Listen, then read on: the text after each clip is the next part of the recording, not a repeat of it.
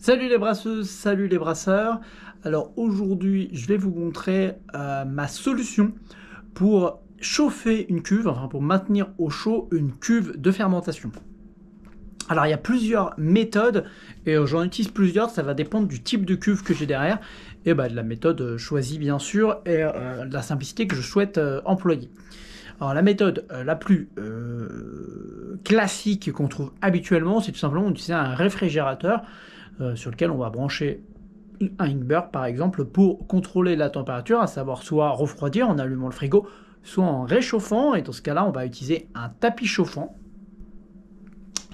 Donc c'est une solution qui fonctionne très bien, mais forcément ça demande pas mal d'installation.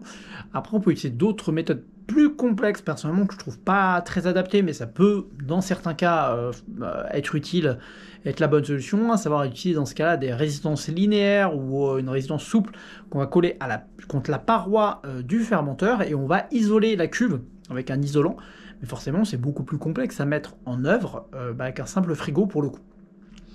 Enfin, il y a cette dernière technique là que j'utilise actuellement et qui fonctionne pour réchauffer uniquement, hein, donc là pas de refroidissement, et ça fonctionne uniquement avec des cuves à fond plat.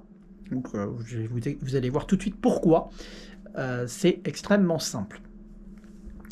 Alors, la solution actuellement, c'est vraiment la solution la plus low-tech. J'ai pas mis de Inkbird, j'ai rien mis, aucun contrôle de température.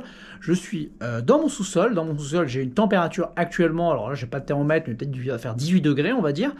Et ce que j'ai fait, c'est que j'ai commencé par refroidir mon mou jusqu'à ma température, enfin légèrement au-dessus de la température max acceptable par la levure, donc environ 23-24 degrés. Je crois que c'est 22 degrés pour la température de la levure maximum.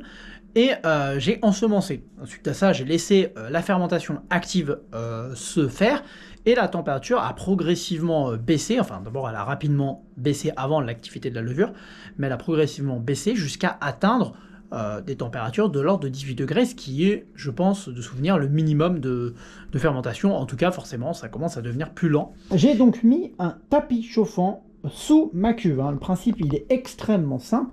Donc j'ai une cuve qui est là, et j'ai mon tapis qui va réchauffer la cuve. Donc j'ai mis un tapis isolant, donc là c'est un tapis de gym qui m'a servi à isoler des cuves. J'ai mis mon tapis chauffant, que j'ai mis globalement au minimum. Et ici je contrôle la température grâce à un thermomètre linéaire qui est sur le côté. Alors on ne voit pas très bien sur la caméra, mais on est à 21 degrés.